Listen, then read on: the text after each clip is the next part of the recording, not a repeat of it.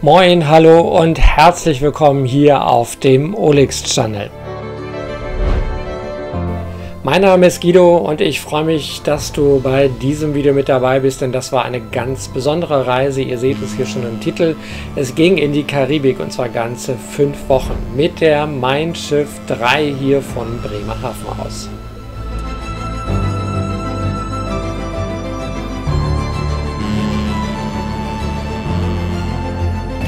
Wir legen ab, es geht los.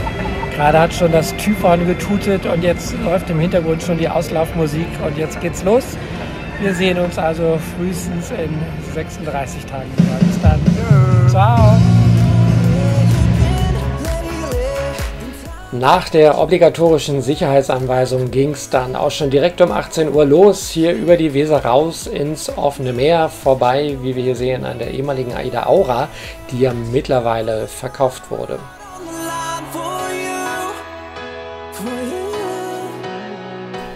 Insgesamt 35 Tage liegen vor uns, auch für uns eine wirklich ganz besondere Reise, die hier ganz fantastisch gestartet ist mit der Ausfahrt aus Bremerhaven und direkt am ersten Abend natürlich mit der Auslaufparty am Pooldeck. Geht's Ihnen gut? Begrüßt wurden wir hier vom Kreuzfahrtdirektor der Mein Schiff 3, Sönke Sieg. Ja, an Bord auf die Mein Schiff 3. Schöne, dass Sie da sind. Eine gute Fahrt noch. Viel Spaß. Prost. Jamas. Und das war unser Kapitän Panayotis Varotsos oder wie er sich selber immer nannte, Kapitän Panos, der uns die ganze Reise über begleitet hat. Und trotz der kühlen Temperaturen hier Ende Oktober auf der Nordsee gab es noch ordentlich Stimmung hier am Pooldeck bei der Auslaufparty.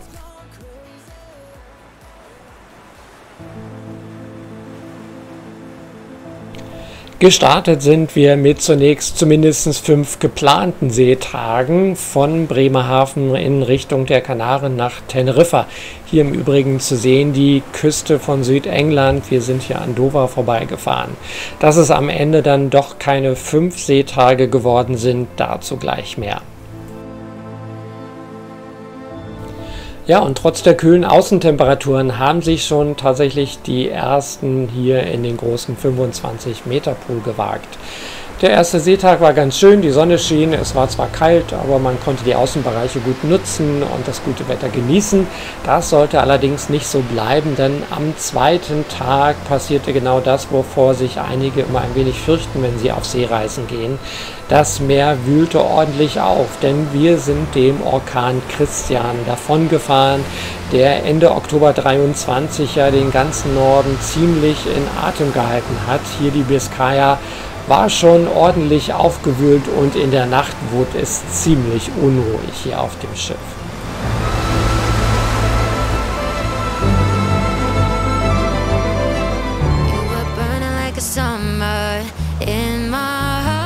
Aber schon am nächsten Tag wurde das Wetter deutlich besser, die Sonne schien wieder, das Meer hatte sich wieder beruhigt.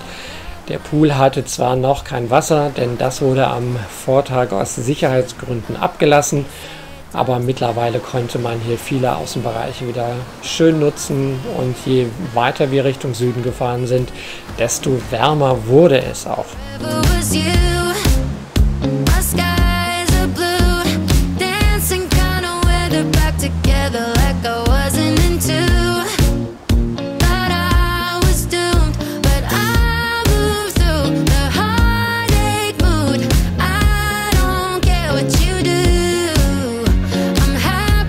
Wir haben uns weiter umgesehen auf dem Schiff und haben die Mein Schiff 3 für uns entdeckt. Hier unter anderem die Shoppingmeile, der neue Wall. Das gibt es ja tatsächlich auf allen Schiffen der Mein Schiff Flotte.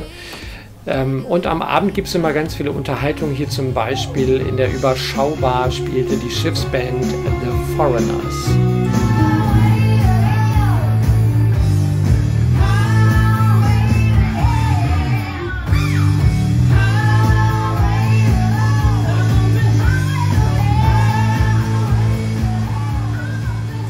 Und da unser Kapitän in der Biskaya Vollgas gegeben hat, um dem Orkantief davon zu fahren. Und wegen eines zusätzlichen medizinischen Notfalls waren wir tatsächlich einen Tag früher als geplant hier auf Teneriffa. Das hat uns einen zusätzlichen Hafentag beschert, denn sonst wären wir tatsächlich nur einen halben Tag hier auf der Insel gewesen. So waren es fast 2. Wir hatten tatsächlich Glück, hier einen Tag früher einen Liegeplatz im Hafen von Teneriffa zu bekommen, denn mit uns zusammen lagen bereits 4 weitere Kreuzfahrtschiffe hier im Hafen. Wir sind dann zu Fuß in die Stadt hier vorbei an der Plaza de España und haben uns ein wenig treiben lassen, und das hat auch bei dem schönen warmen Wetter richtig gut getan.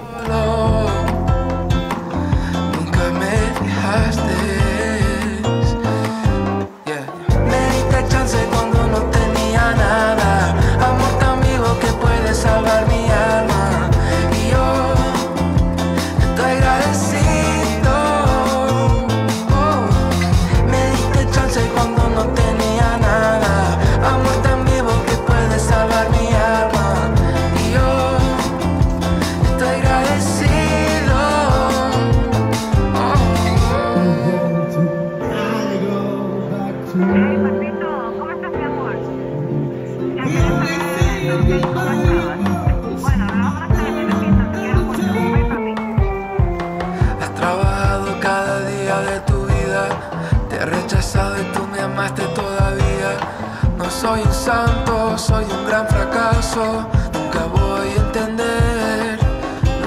El money viene y el money va. Familia junta, imposible de ganar. No son perfectos, a veces mal ejemplo, hay que perdonar.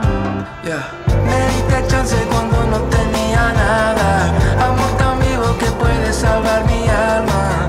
Y yo estoy agradecido.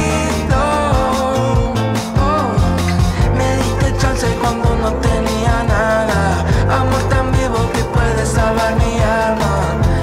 Wir sind dann unter anderem vorbeigekommen hier an der Markthalle von Santa Cruz. Der offizielle Name ist tatsächlich etwas lang, Mercado de Nuestra Señora de Africa. Die meisten nennen die Markthalle aber einfach nur La Recoba. Hier gibt es alles, was das Herz begehrt, also für den täglichen Bedarf.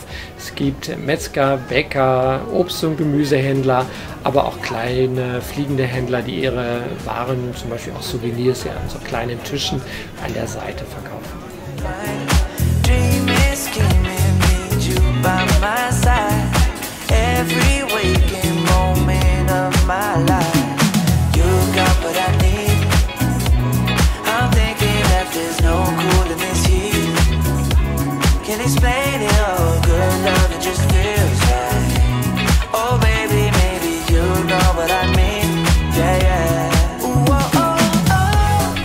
Das Auditorio de Tenerife ist eine Kongress- und Konzerthalle hier in Santa Cruz.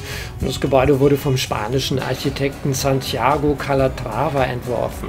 Es wird von einigen tatsächlich als das Wahrzeichen der Hauptstadt der Insel Teneriffa angesehen.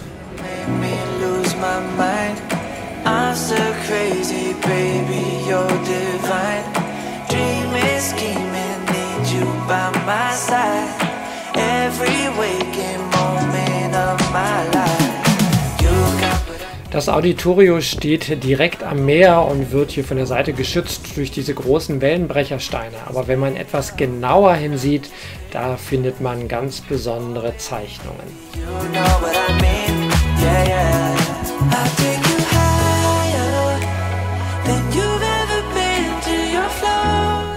Verschiedene Künstler haben auf diesen Stein die Porträts unterschiedlichster Musiker verewigt. Von Popmusik über Rockmusik bis hin zu klassischen Konzertpianisten findet man hier nahezu jedes Gesicht. Bekannte Künstler, aber auch für uns unbekannte Namen sind hier auf diesen Felssteinen verewigt.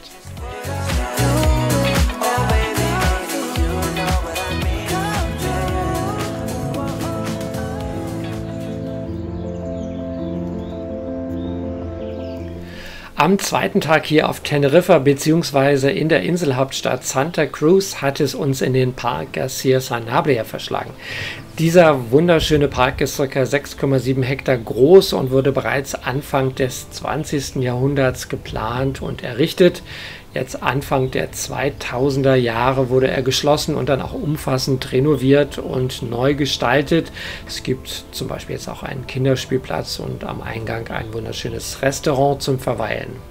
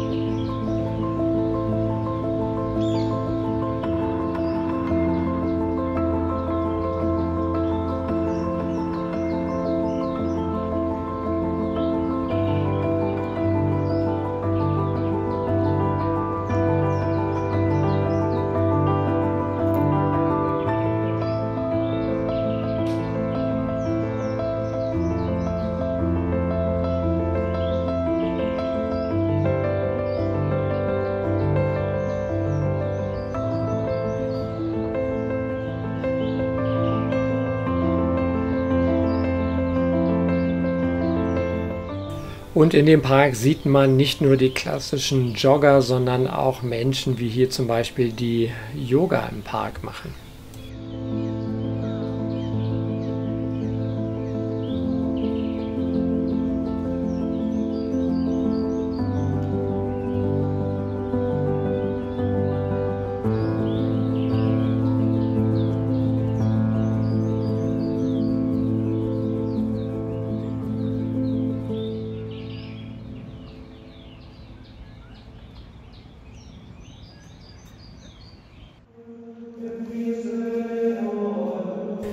Und hier sind wir in der Gemeindekirche von Santa Cruz San Francisco de Asís. Das ist die Kirche des ehemaligen hier ansässigen Franziskanerklosters.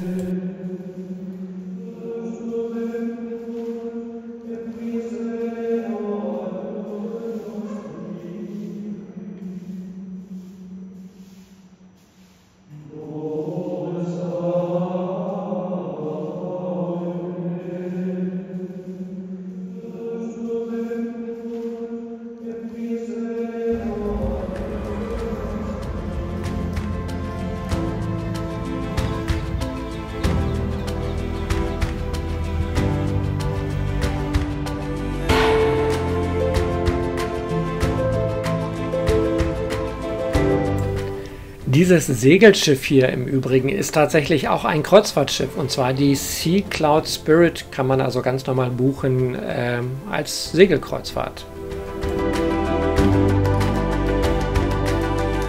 Und hier mal nicht auf die Schiffe, sondern in den Himmel schauen. Hier gab es noch Kunstflugvorführungen am Hafen.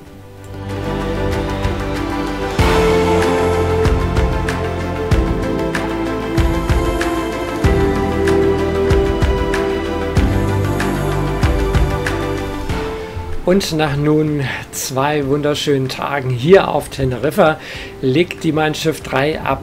Wir nehmen jetzt Kurs über den Atlantik in Richtung Karibik, unserem Traumziel auf der anderen Seite des Atlantiks. Wir haben insgesamt 6 Seetage vor uns, also genügend Zeit, das Bordleben in vollen Zügen zu genießen und all die Möglichkeiten zu nutzen, die die Mein Schiff 3 seinen Gästen anbietet.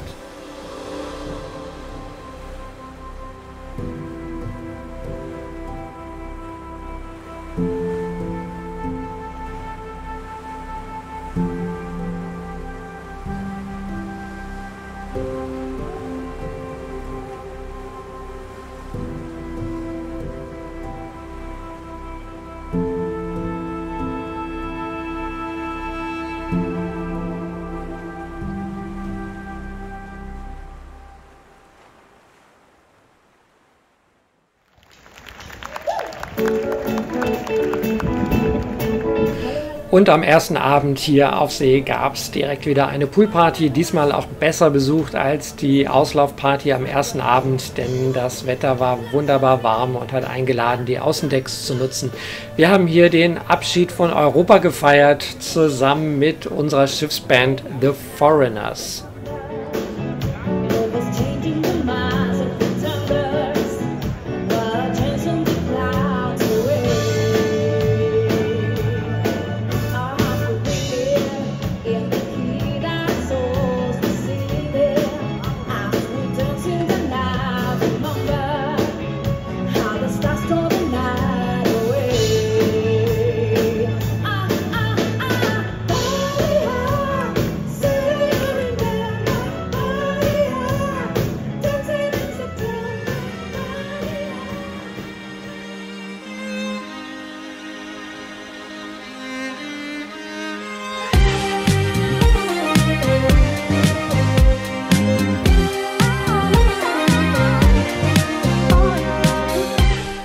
Auch auf der Mein Schiff 3 gibt es vielfältige Möglichkeiten, wie man einen Seetag verbringt. Zum Beispiel sportlich hier beim Spinning auf dem Sportdeck oder beim Shuffleboard. Das gab es zweimal am Tag und war auch wirklich immer rege besucht. Oder man entspannt an den Außenbars wie hier an der Außenalster Bar.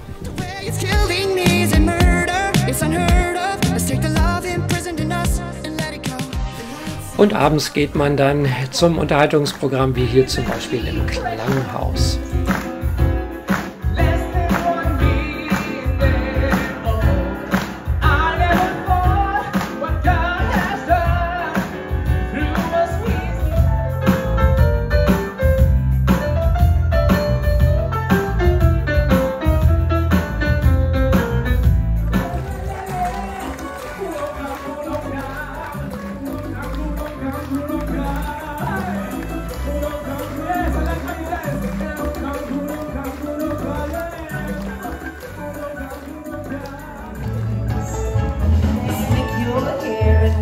Und mit Maren Somberg hatten wir eine wirklich fantastische Gastkünstlerin hier an Bord, die uns zumindest die erste Hälfte der Reise musikalisch begleitet hat.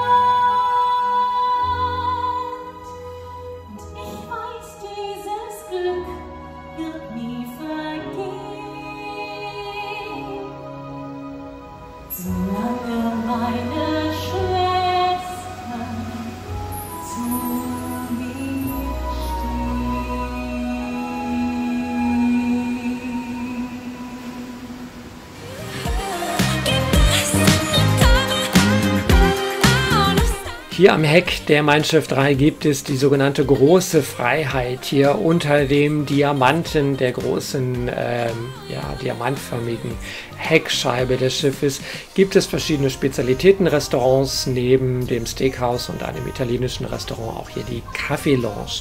Hier kann man in ganz entspannter Atmosphäre, zum Teil auch mit Live-Musik, auf die Heckwelle schauen, Kaffee trinken, leckeren Kuchen genießen oder auch selbst an Bord gemachte Pralinen.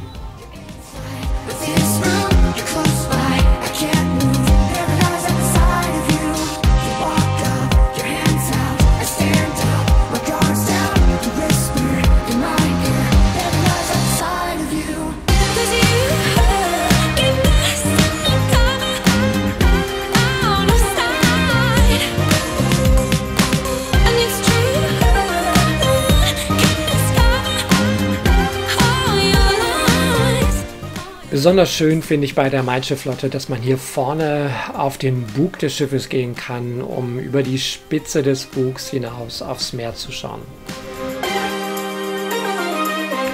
Das Showensemble der Mein Schiff 3 hat auf der Reise verschiedene Shows präsentiert. Hier beispielhaft mal die Show Einmal um die Welt.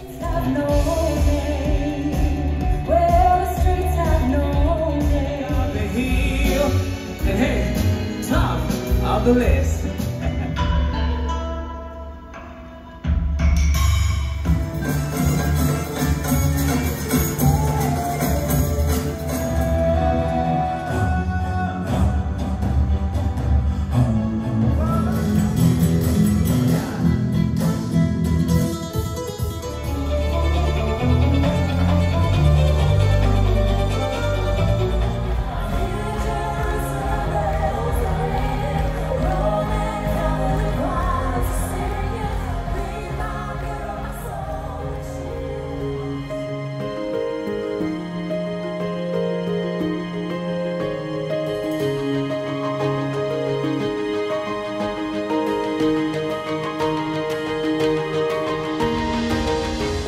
Kapitän Panos! Auf der Mitte des Atlantiks gab es hier wieder eine große Poolparty, und zwar mitten am Tag. Und zwar haben wir hier zusammen mit dem Kapitän und dem Kreuzfahrtdirektor ja die Atlantiktaufe gefeiert, wo jeder, der wollte, sich auch ein Zertifikat abholen konnte. Ja, liebe Gäste, also auch von meiner Seite einen wunderschönen Nachmittag oder auch in Griechisch Kalispera. So, ihr heimatlosen Gesellen, treibt euch auf meinem Atlantik herum. Auf unserer geheiligten Linie, auf der Mittellinie des Atlantischen Reiches, willkommen zu Reichern! So höret denn klar und deutlich die Taufformel aus dem Flunder-Evangelium. So, Herr Kapitän und der Kurkasper.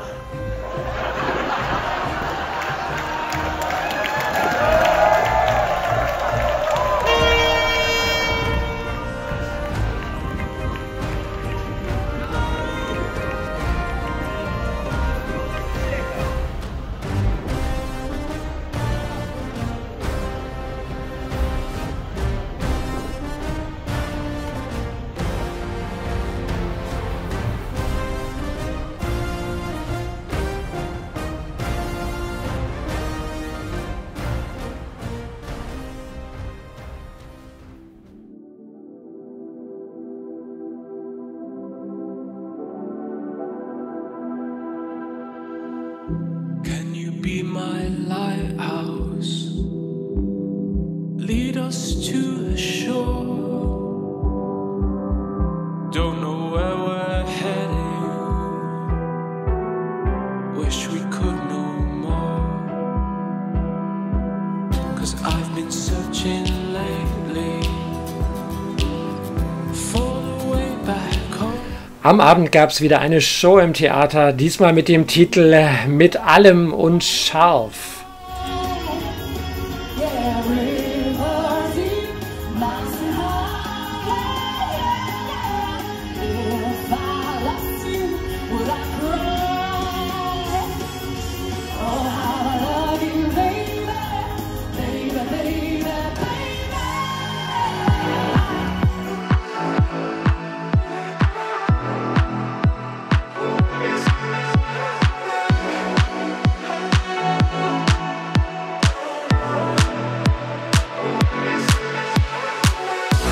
Say so, I can't say no. Baby, can you just stay?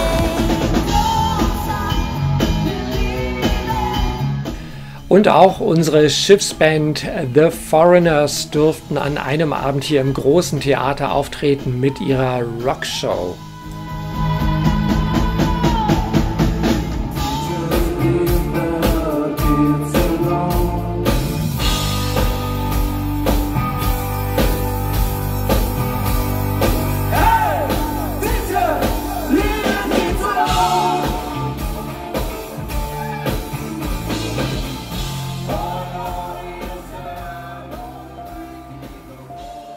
It's all in our hands, this life of time that's given to us all. It gathers round each night, each morn. We watch it. Hier hinten am Heck in der Kaffee-Lounge kann man im Übrigen auch frühstücken. Für einen kleinen Aufpreis von 8,50 €, das war der Preis hier Ende 2023, bekommt man ein wirklich leckeres Frühstück bei ganz entspannter Atmosphäre und vor allem natürlich mit einem ganz wunderbaren Ausblick auf die Heckwelle. Field and rising sea can hear the sounds of all, and with every change we'll always be where hope's not lost but found. We don't know the future. Wir kommen der Karibik immer näher und so gab es hier an einem Tag auch ein karibisches Barbecue hier auf der Arena, dem Sportdeck der Mein Schiff 3, ja, mit ganz leckeren, köstlichen Sachen, die uns schon mal ein wenig kulinarisch auf die Karibik einstimmen konnten.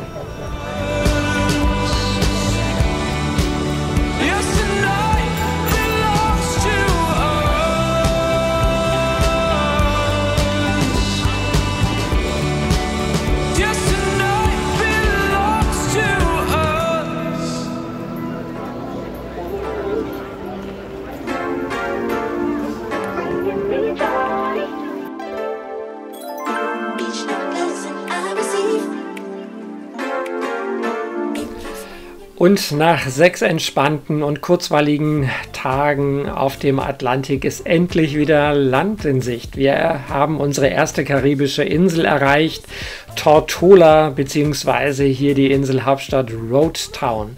Tortola gehört zu den britischen Jungferninseln und war einst ein beliebtes Versteck der gefürchteten Freibeuter der Karibik. Heute lockt sie jedoch mit ihren malerischen Stränden und ihrer zauberhaften Unterwasserwelt Touristen aus aller Welt an.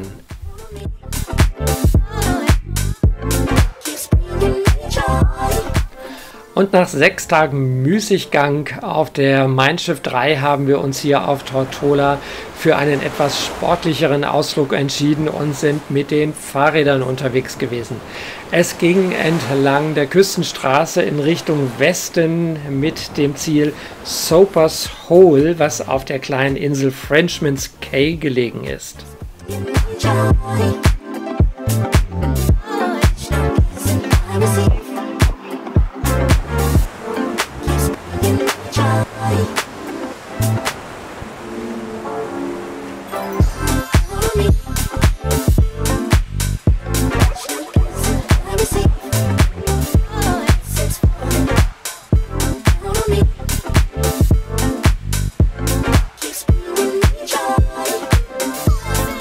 Hier am Soper's Hole gibt es einen kleinen Yachthafen und wir haben einen Stopp eingelegt, sodass wir uns hier ein wenig umschauen konnten.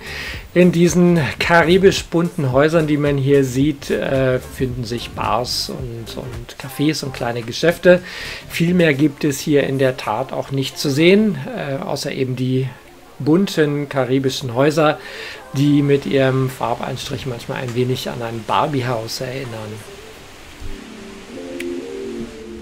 Bringing me joy.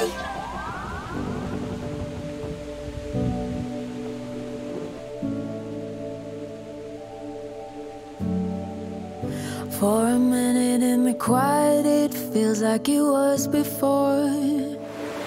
I get lost just for a moment, thinking I'm not where I am. Auf dem Rückweg nach Roadtown haben wir nochmal Stopp gemacht hier am Nanny Cay. Da gab es die Möglichkeit, hier in dieser Bucht zu baden.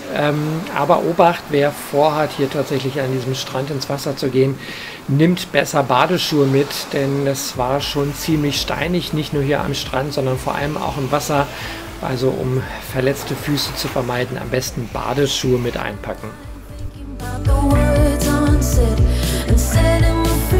Just, I feel so low. I'm not myself. I feel so low. I'm not myself.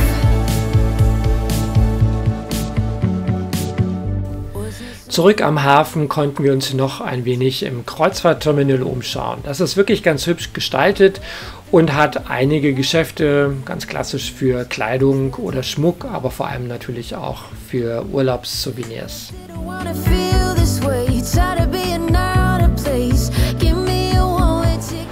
Und an der Seite des Kreuzfahrtterminals gibt es noch ein paar gemütliche Bars und Cafés und auch diese 3 großen Buchstaben hier. BVI, British Virgin Islands, steht für die britischen Jungferninseln, zu denen Tortola gehört.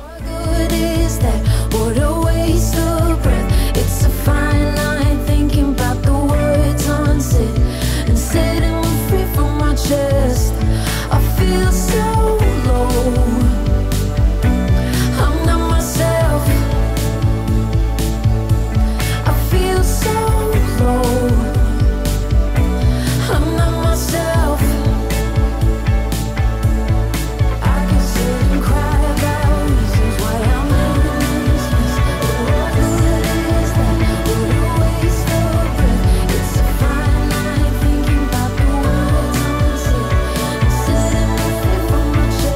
Und bei der Ausfahrt zeigt sich die Insel nochmal in ihrer ganzen Pracht und Schönheit und gibt unter anderem auch den Blick frei auf ihre Nachbarinseln. So low, I'm not myself.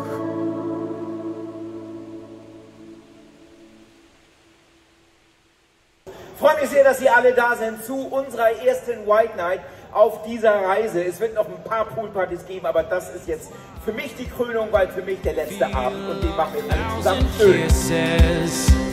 Ja, ihr habt es gehört, es gab eine White Night hier als Poolparty auf der Mein Schiff 3 und unser Kreuzfahrtdirektor Sönke Sieg hatte hier seinen letzten Abend an Bord, denn er hat uns tatsächlich dann am nächsten Hafen verlassen und wir haben eine neue Kreuzfahrtdirektorin bekommen. Aber erstmal hieß es ordentlich feiern bei karibischen Temperaturen hier am Pooldeck bei der White Night.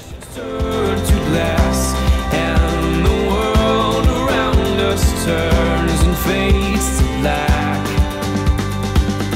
Together we'll hold back the sun in this moment forever young against the stream of time. Wir sind in unserem zweiten karibischen Hafen angelangt, in La Romana auf der Dominikanischen Republik.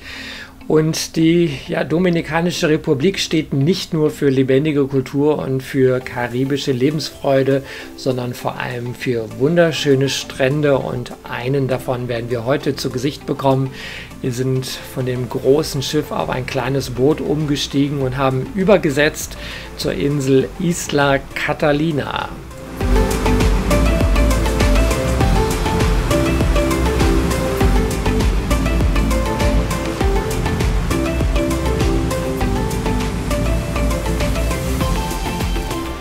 Angekommen hier auf der kleinen Nachbarinsel Isla Catalina wurden wir zunächst einmal mit einem Begrüßungsgetränk empfangen und dann konnten wir diesen wunderbaren, langgezogenen, feinen Sandstrand genießen mit türkisblauem und warmem Wasser. 30 Grad hatte das Meer, das hat also wirklich dazu eingeladen, sich sofort in die Fluten zu stürzen und das Meer zu genießen.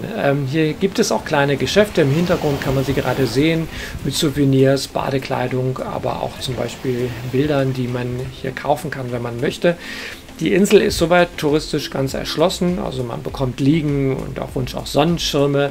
Es gibt gute sanitäre Einrichtungen hier, denn die Insel wird unter anderem auch direkt von großen Kreuzfahrtschiffen angefahren. Es gibt also auch große Bereiche, wo die Kreuzfahrtgesellschaften ihre Lunch- oder Dinnerbuffets aufbauen können, die eben direkt vom Bord hier auch an Land dann angeboten werden. Wir sind jetzt allerdings nur mit einem kleinen Ausflugsboot hier rüber gekommen, also es gab jetzt keine weitere Verpflegung hier außer den Begrüßungsgetränk und es gibt auch eine Bar, wo man Getränke kaufen kann. Ansonsten heißt es hier an dem Strand wirklich entspannen, genießen und baden und sich dem Müßiggang hingeben.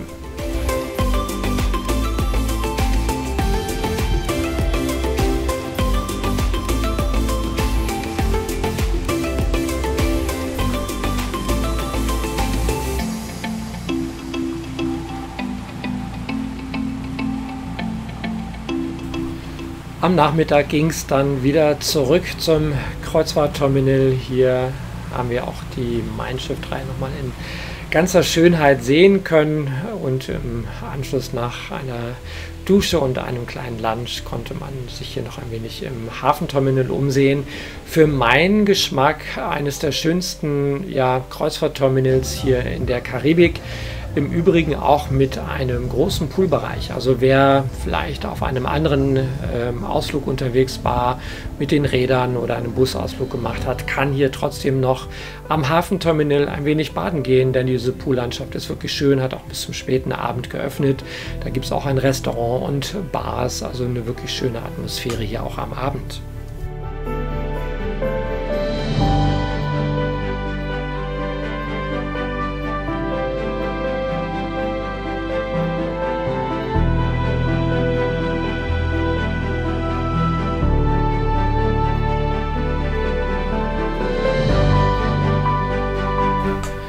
Tag 15 auf unserer wirklich langen Kreuzfahrt war wieder ein Tag auf See auf dem Weg zur nächsten karibischen Trauminsel.